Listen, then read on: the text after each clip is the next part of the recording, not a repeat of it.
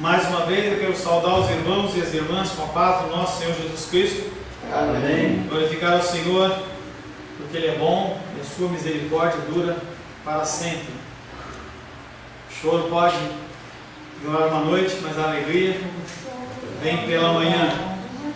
Começamos agora, passamos para a sétima das bem-aventuranças. Bem-aventurados os pacificadores,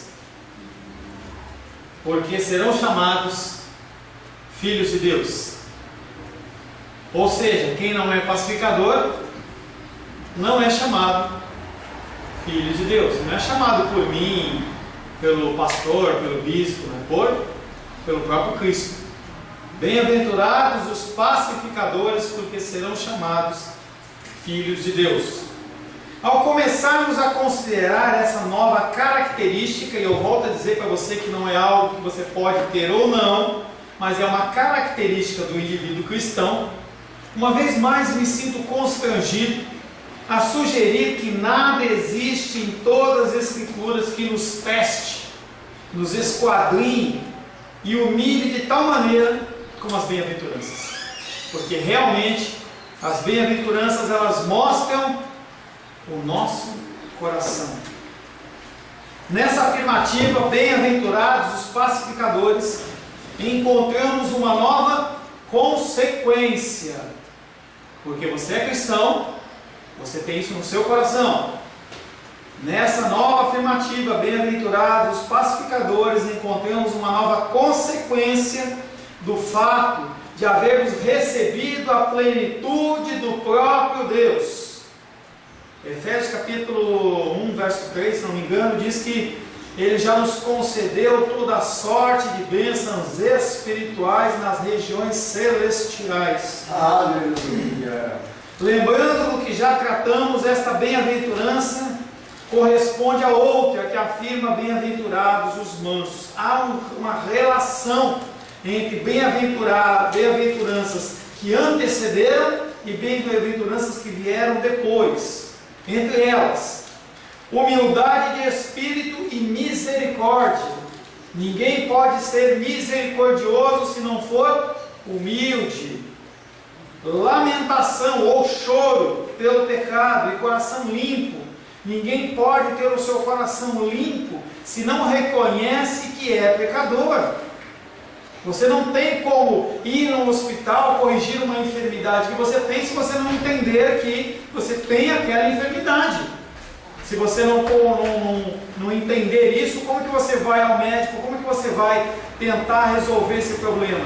Quando você vê algumas reuniões que aparecem na televisão de alcoólicos anônimos, de pessoas que têm toda sorte de vício, o primeiro passo é a pessoa reconhecer que ela tem a dificuldade.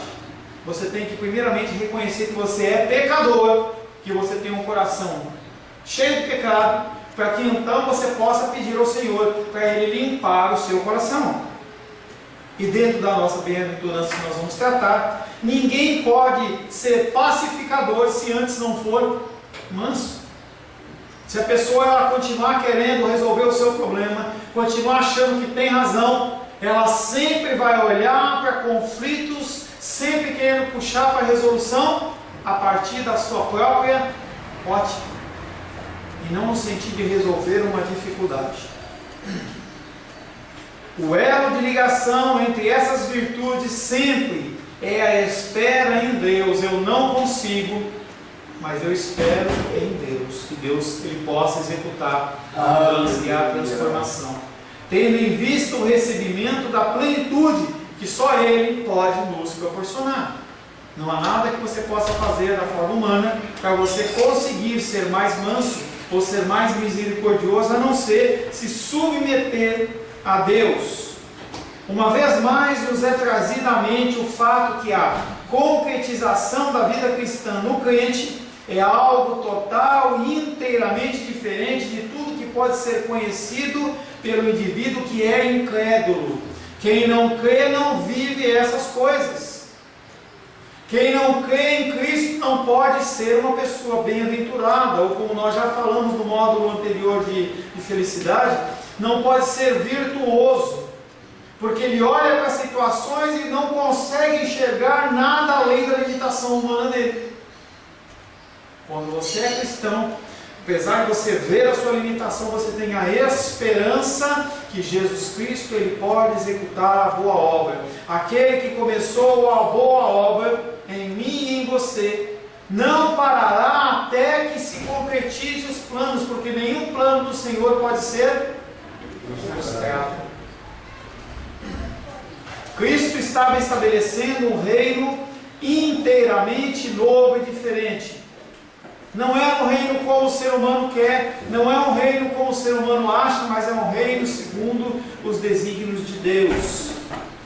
Conforme já averiguamos em todos os nossos estudos anteriores sobre bem-aventuranças, nada existe mais fatal para o homem natural do que pensar que ele pode executar as bem-aventuranças pelas suas próprias forças. As pessoas elas tentam fazer isso e percebem que não conseguem, elas abandonam.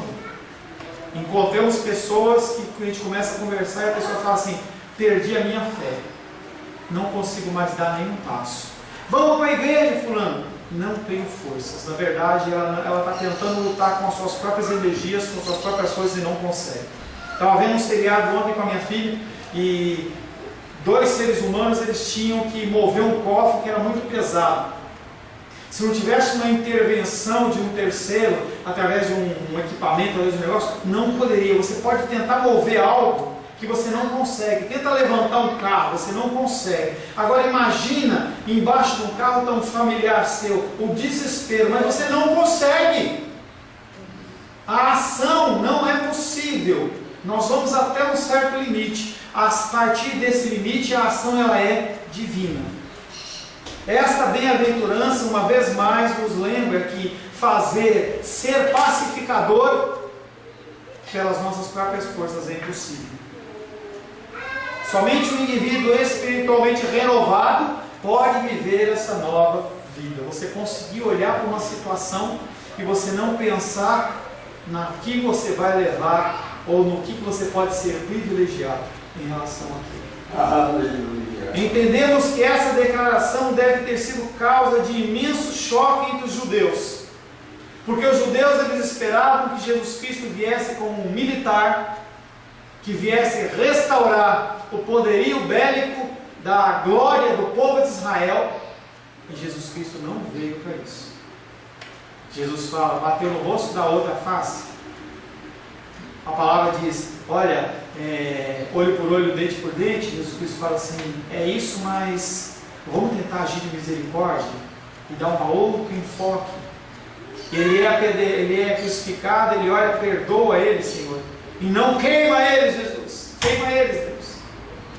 Porque o Senhor ele tinha toda essa autoridade, para ele poder fazer essas coisas. A única coisa que ele podia fazer é aquele texto que diz que ele se despojou de toda a sua glória, ele parou de olhar para si. Ele não fazia nada para que ele fosse privilegiado ou honrado, mas ele fazia para glorificar a Deus.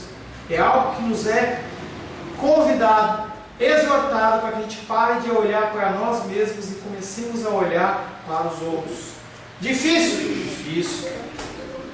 Entendemos que essa declaração deve ter sido um choque para os judeus da época. O triste é que até hoje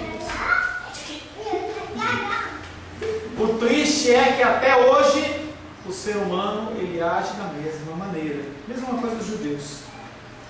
Uma vez mais, nosso Senhor Jesus lembrou aos seus ouvintes e nos lembra nessa manhã, no início do seu discurso, que essa opinião de que nós temos que olhar para as coisas de uma forma física e material, só o material é uma grande mentira. O reino dele não é esse reino. Os judeus pensavam que quando o Messias viesse, ele ia mudar tudo, mas de uma forma material. Mas pastor, isso aí era só os judeus incrédulos? Não. João Batista teve o mesmo pensamento. João Batista, aquele que é considerado por Jesus como aquele que é nascido de mulher, como o maior no reino dos homens. João Batista que foi declarado por Isaías como a voz do que clama no deserto. Aquele que prepara o caminho do Senhor. Sim. Glória. Mateus capítulo 11. Aleluia. Mateus 11, Versos 2 e 3.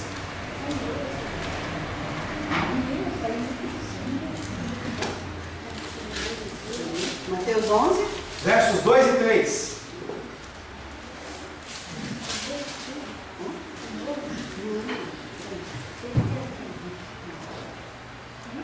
Encontrou, leia, por gentileza?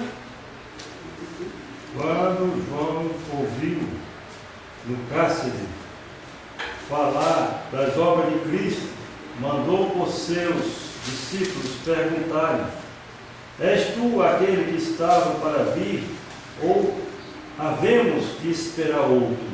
Que coisa mais doida! Ele profetizou sobre Jesus, ele estudou sobre Jesus, ele largou o ministério dele de sacerdote, porque o pai dele era sacerdote, por causa de Jesus. Ele batizou Jesus, ele viu o Espírito Santo descer em forma de pomba, ele ouviu a voz de Deus falar: Ele é o Filho amado em quem eu tenho prazer. E aí, quando ele olha isso, ele fala: Você é mesmo? Talvez ele tivesse com o coração dele esperando: cadê a restauração do poderio de Israel? Será que Jesus Cristo vai vir aqui chutar a porta da cadeia e me tirar dessa prisão aqui, me fazer de primeiro-ministro? Estou especulando na minha cabeça. É como se ele tivesse mandado dizer: Eu sei tudo sobre esses milagres que tu fazes, mas quando terá lugar aquele grande acontecimento? Especulação minha. Não foi só ele. O povo fica tão impressionado com o Senhor multiplicar 3 pãezinhos e 2 peixinhos e alimentar 5.000 homens, ou uma multidão de 20.000 pessoas, quando você pensa em mulheres e crianças, que eles olharam: sem dúvida, esse é o Messias. João capítulo 6, verso 15. João 6,15. Estava perguntando lá da Bíblia aqui. O que você perguntou na Bíblia? Não é porque ele viu sobre o Jonas, né? Sobre a história do Jonas. Ah. Aí está perguntando aqui. João capítulo 6, verso 15. Eles reconheceram que Jesus Cristo, ele era o Messias. Em nenhum lugar da Bíblia diz que Jesus Cristo iria fazer o que eles estavam pensando. João 6,15, por favor. Se porém não quebrar. Não. João capítulo 6, verso 15. Sabendo, pois, é isso? É. Jesus, que estavam para vir com o intuito de arrebatá-lo para o proclamar o rei, retirou-se novamente, sozinho para o monte. Gente, eles reconheceram Jesus como Messias, mas para eles o Messias tinha que ser o quê? Rei. Rei em que ótica? Um rei que fosse um rei como os juízes que saíam dando pancada em todas as coisas e que eles poderiam restaurar todo o governo de Israel. Jesus Cristo fala: não é esse reino que eu estou estabelecendo. Bem-aventurados os pacificadores, porque serão chamados filhos de Deus. Com essa declaração, Jesus como que diz para aquela gente: o meu reino não é um reino desse mundo. É como ele falou lá com Pilatos: você é rei? Pilatos fala, ele fala para Pilatos: tu o dizes,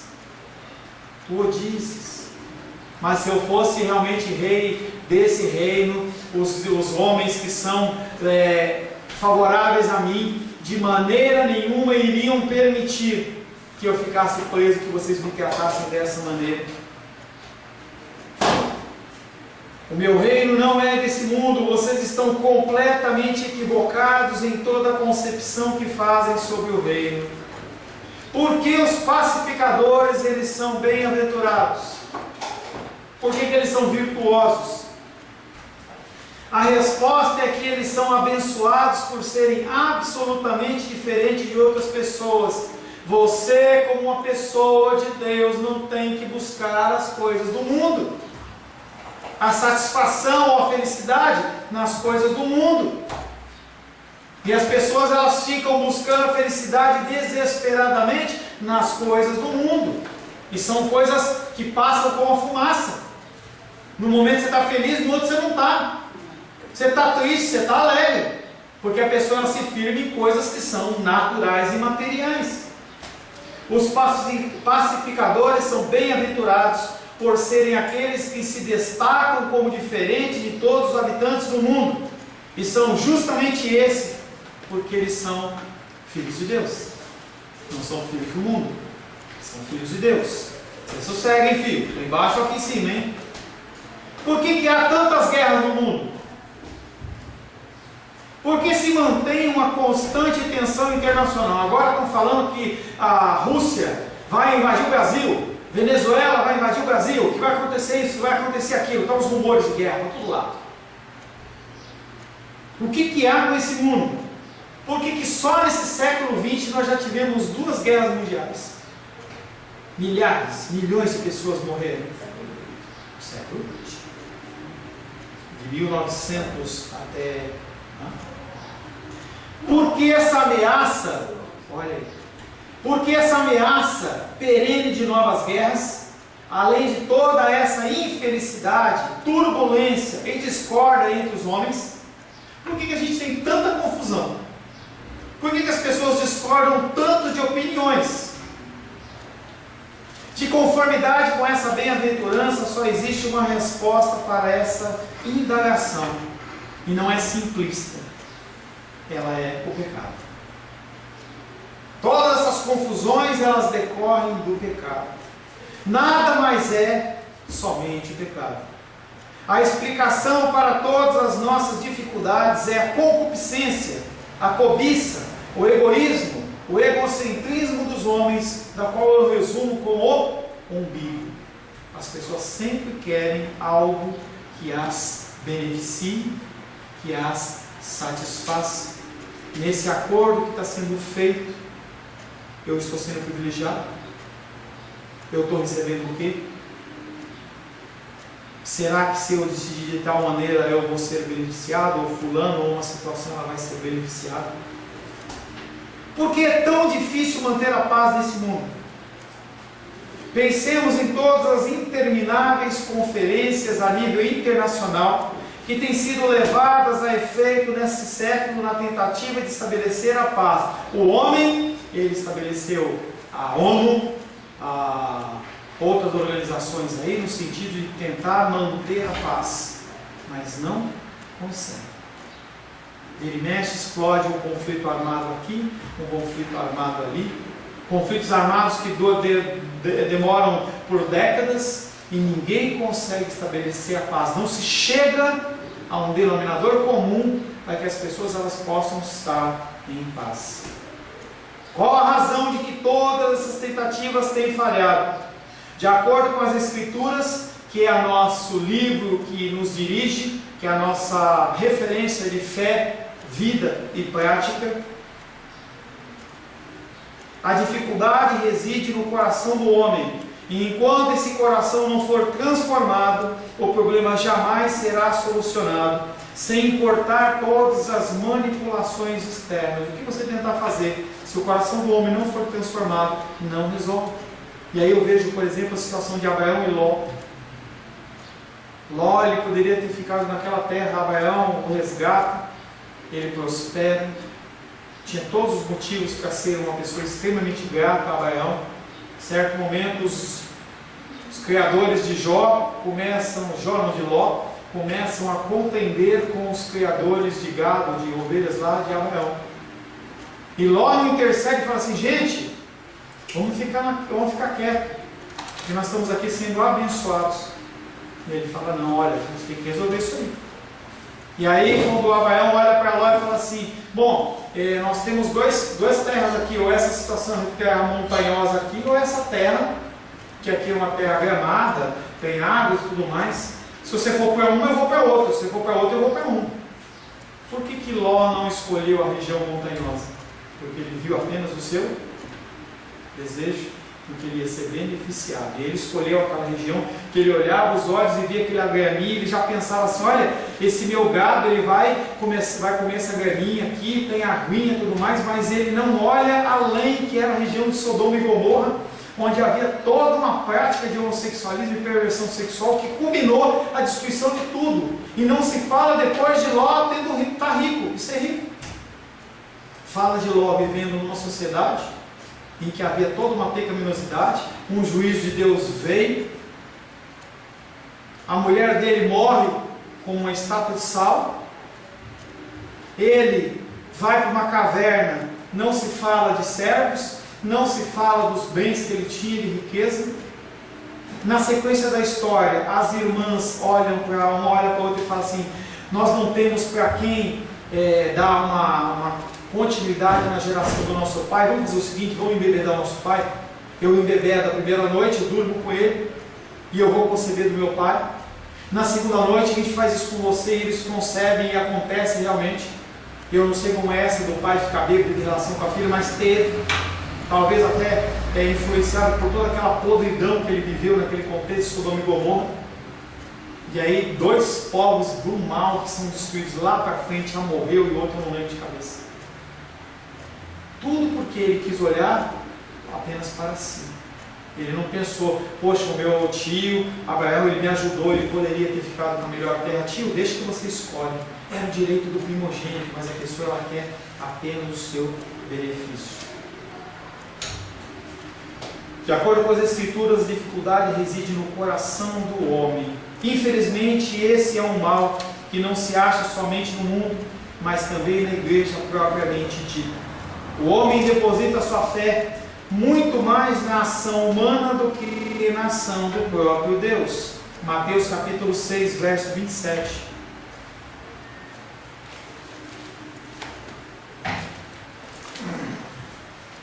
Mateus 6, 27. Qual de vós, por ansioso que esteja, pode acrescentar um côvado ao curso da sua vida? Jesus Cristo está perguntando para aqueles homens: você pode aumentar 1 minuto, 1 hora, 1 dia, 1 semana na sua vida? Por que você está ansioso? Por que você está preocupado? E esse discurso de Mateus capítulo 6, ele vem falando bastante sobre o conceito da ansiedade, em que a gente não pode fazer absolutamente nada. Eu não estou dizendo para você achar que você está no berço esplêndido, não vou trabalhar, não vou estudar. Não é isso. Isso é uma postura ignorante. Você não é ignorante. O que Jesus Cristo está falando é: não se preocupa com as coisas que você não pode mudar. Sempre conto o exemplo do irmão Cláudio. Quando ele teve o último problema dele lá de saúde, pelo menos acho que aquele dia que compartilhou foi o irmão Cláudio ou foi a irmã Aldinha, não sei, em que quando ele passou mal, teve a palpitação do coração, vamos levar para o hospital. Ele falou assim: não, eu quero que ore por mim. Entenda que a medicina, ela é algo que provém de Deus, foi deixado por Deus, a nossa mente, o desenvolvimento das coisas, mas nós temos que confiar primariamente em Deus. Quando a situação ela é crítica, é o momento de você parar e colocar os pés do Senhor. Não é para você não fazer nada, é para você primeiramente confiar em Deus. As pessoas elas cometem erros e falhas porque acham que tem que fazer as coisas a toque de caixa, desespero, e é o grande erro do homem ser humano. Um domingo como esse, as pessoas poderiam estar na igreja, mas estão cansadas, estão dormindo, estão fazendo isso, estão fazendo aquilo, estão limpando a casa, deixam de consagrar a semana ao Senhor. Comece o seu dia em oração, 5 minutos, 10 minutos, mas fala: Deus, eu preciso que o Senhor me oriente nas coisas que vão acontecer. Preciso da sua ajuda. Pastor, eu vou acordar normal, vou fazer lá o meu café com leite, vou esquentar o meu pão com manteiga, vou pegar o meu transporte, vou pegar o meu carro, vou lá trabalhar, vou fazer isso, vou no consulta. Uma coisa que eu faço sempre: coloque nos pés do Senhor. Coloque nos pés do Senhor. A oração, ela tem autoridade, tem poder. Não vamos mudar o coração de Deus, nós já vimos isso. Mas a função da oração, ela é mostrar para Deus, não porque Deus não conhece, mas para que a gente possa reconhecer que nós somos dependentes dEle. Porque se não for Ele, nada acontece. Vou no médico, oro ao Senhor: Senhor, abençoa a vida desse médico, auxilia. Vou tomar um medicamento, o Senhor consagra esse medicamento ao Senhor. Esse conceito da oração, da dependência, ele tem sumido. E as pessoas elas não são mansas em reconhecer que elas não podem resolver conflitos se não forem beneficiadas e precisam da mão do Senhor. Para que você possa olhar para uma situação não como você vai ser privilegiado, e sim que a situação se resolve e o nome do Senhor seja glorificado. Tudo gira em torno disso, a glorificação do nome do Senhor. Qual de vós, por ansioso que esteja, pode acrescentar um côvado ao curso da sua vida? Ninguém! Você não vai aumentar a sua quantidade de dias de vida porque você comeu só legumes, ou você não comeu gordura de picanha, ou porque você não foi uma pessoa que não bebeu. Não, mas você tem a responsabilidade de cuidar do seu organismo. A pessoa, consequentemente, ela vai ter uma vida desgraçada se ela encher a cabeça de bebida o tempo todo. Ela vai sofrer com dificuldades no fígado, entendeu? Vai ter uma série de enfermidades. Eu fumo descaradamente, vou ter problema no coração do pulmão, posso contrair um câncer. Não quer dizer que você vai aumentar ou diminuir, mas você pode ter uma vida abençoada ou uma vida desgraçada, decorrente das suas atitudes. Quem de nós podemos acrescentar um côvado no curso da nossa vida? Nós temos que nos exercitar, nós temos que comer comidas saudáveis, mas tudo que eu venha fazer não vai me levar, uma hora eu morro, dentro dos planos do Senhor. Conforme as Escrituras ensinam, a dificuldade encontra-se no coração do homem, e coisa alguma, exceto um coração novo, exceto um coração renovado, pode dar solução ao problema. Enquanto nós continuarmos querendo mover céus e terra segundo as nossas forças, nós vamos ficar cansados e nós desfalecemos. Nós não conseguimos resolver. Nós precisamos de Deus. Mateus capítulo 15, verso 19, vem falando sobre o coração humano, porque do coração procedem maus desígnios. Do coração, Mateus 15, 19, do coração procedem homicídios, do coração procedem adultérios, do coração procede prostituição, furtos, falsos testemunhos e blasfêmias. Porque do coração procedem maus desígnios, ações erradas que eu e você fazemos, decisões erradas que eu e você tomamos, homicídios, pessoas assassinam outras no calor da emoção, tiram a vida e tem toda uma consequência que vem depois. Assassinato que pode ser através de uma arma de fogo, pode ser através de uma arma branca, uma faca, qualquer instrumento, mas pode ser através de palavras, através de ações, homicídios, adultérios, em que lares são destruídos porque homens ou mulheres insatisfeitos buscam satisfação em relacionamentos extraconjugais, mas também adultérios espirituais, em que as pessoas elas não se contentam com Deus, mas elas querem se contentar com outras coisas e satisfações do mundo. Prostituição, mesma coisa. Furtos, falsos testemunhos e blasfêmias. Como é que você está? Deus não me ama, Deus me odeia, queria estar morto, se Deus não presta, Deus é isso, Deus é aquilo, não acredito no amor de Deus, não acredito que Deus me ama. E a gente vai, nosso coração fica olhando a situação e vai gerando aquele amargo. É como você quando está aquele mal-estar assim, de acidez estomacal, que sobe aquele negócio amargo, você fica sentindo o negócio na boca, aquele mal-estar, você fica... E pior de tudo é que as pessoas elas não ficam só com aquilo para si mesmas, elas fazem questão de envenenar o outro. Não basta eu estar doente, não basta eu estar amargo, eu tenho que amargar a vida do outro. Tem um caso que eu e Rosângela estamos acompanhando, que é exatamente a situação. A pessoa no coração dela amargo, ela tem que alcançar o máximo de pessoas para ficar amargo. Tem situações que a gente vê na mídia que às vezes as pessoas elas contraem AIDS, e aí elas falam assim, agora eu vou contaminar um monte de gente.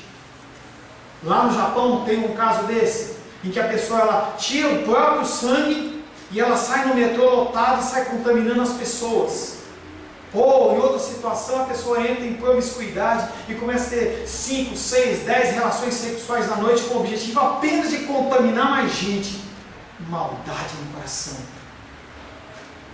Enquanto os homens estiverem produzindo esses males, não haverá paz. E isso é o cerne do coração humano. Se eu estou feliz, é só eu que tenho que estar feliz. Se eu estou amargo, é todo mundo que tem que estar amargo. Eu tenho que compartilhar isso. Aquilo que existe no interior do homem, inevitavelmente há de aflorar a superfície, é algo que nós temos falado em todas as bem-aventuranças. Você tem que parar com esse discurso. Eu não falei, eu falei isso sem pensar. Eu não fiz isso porque eu quis. Você falou e você fez porque o teu coração está cheio disso. Nós não falamos nada, nem agimos de uma maneira que o nosso coração não tenha trabalhado. Ninguém adultera com uma outra mulher ou com outro homem se aquilo não já tenha sido planejado no coração. O ódio no coração. Ninguém sai atirando em alguém porque a coisa aconteceu. Aquilo já estava no coração da pessoa, talvez não direcionado a uma pessoa específica, mas já havia no coração todo esse sentimento amargo, insatisfação com a vida, insatisfação com o Senhor. Você se surpreende que tenha havido ou estão havendo guerras e rumores de guerras? Não se surpreenda. Não se surpreenda porque as pessoas elas agem cada vez de uma forma pior. Se você é cristão, isso não devia deixar você surpreso. Entenda que eu não estou falando que você tem que ter o coração endurecido. Eu estou falando que você não pode se surpreender com uma coisa que acontece. Você deveria considerar tudo isso como uma notável e extraordinária confirmação do que a Bíblia diz. Sinais que antecederão a volta de Cristo. O amor de muitos se esfriaria, principalmente ou primariamente com Deus, mas também no âmbito horizontal, nós com seres humanos. Será que se você tiver aquele valorzinho que você guarda na poupança com tanto carinho quanto tanto amor, e alguém chegar para você e falar assim, olha, eu preciso desse dinheiro para uma coisa urgente, enfermidade e tal, será que você vai entregar ou você vai falar, eu não posso te ajudar? Esse é o meu coração, o seu coração, dúvidas que acontecem. Poxa, eu tive minha vida inteira, eu trabalhei, eu labutei, eu guardei, eu me privei de comer isso, de fazer aquilo outro para juntar esse dinheirinho, agora eu vou ter que abrir mão desse dinheiro por causa da pessoa?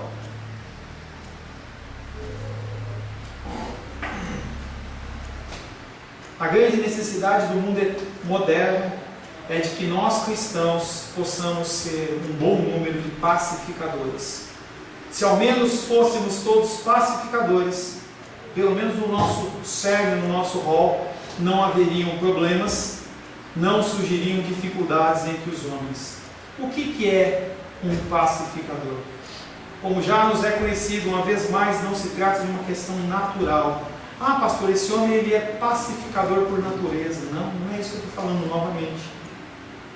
Não se deve pensar aqui no indivíduo complacente, desligado da realidade, nem no homem que quer paz a qualquer preço. Não está em foco o homem que diz, dou qualquer coisa para evitar conflitos. Não é esse tipo de pessoa. Portanto, se alguém é um pacificador, nem por isso ele é um apaziguador. É possível uma guerra ser adiada mediante o apaziguamento. Mas geralmente isso envolve a necessidade de se fazer algo que é injusto e errado, somente para evitar o choque. Um exemplo, às vezes um conflito, ele é por uma situação deflagrada por uma pessoa, e aí a pessoa chega e fala assim, olha, se você me entregar fulano, se você matar fulano, eu paro minha confusão com você. E aí o conceito é melhor eu sacrificar um do que sacrificar todos. Mas esse cara está certo. Não importa, vamos matar ele. Pastor, onde aconteceu isso? Cruz do Calvário. Se você ler os evangelhos, você vai ver que os sacerdotes eles sabiam o que estava acontecendo. Mas eles sabiam que se eles reconhecessem Jesus Cristo como Senhor e Salvador, toda aquela estrutura que eles tinham mantido, que eles tinham criado para a satisfação dos seus desejos, para a manutenção das suas casas, ia cair por terra, porque Jesus Cristo ele vinha trazer um outro tipo de reino que eles não aceitavam e não queriam. E aí o sacerdote, não lembro qual a passagem, Anás ou Caifás, ele olha e fala assim, é melhor que esse seja sacrificado do que tudo venha a ser mudado. Deixou de haver guerra, deixou de haver confusão no momento inicial, mas com o sacrifício de Jesus Cristo como justo. Depois eu dou a passagem para você. Isso que eu queria. Me conta, tá? Nós temos que entender que uma pessoa pacificadora, ela não necessariamente ela é apaziguadora. A pacificação, ela provém do pensamento que eu não necessariamente serei beneficiado, mas o Senhor ele será glorificado e a decisão tomada será a melhor possível. Amém? Senhor, em nome de Jesus, queremos ser pacificadores. Mas conceitos humanos, conceitos, Pai querido, seculares, muitas vezes nos desvirtuam em relação ao que é ser um pacificador. Nós queremos, Pai querido, resolver os conflitos sim, mas segundo a Tua vontade, segundo o Teu querer. Usa-nos, Pai querido, para a Tua glória, para a Tua honra e para o Teu louvor. Nós pedimos em nome de Jesus. Amém. Amém.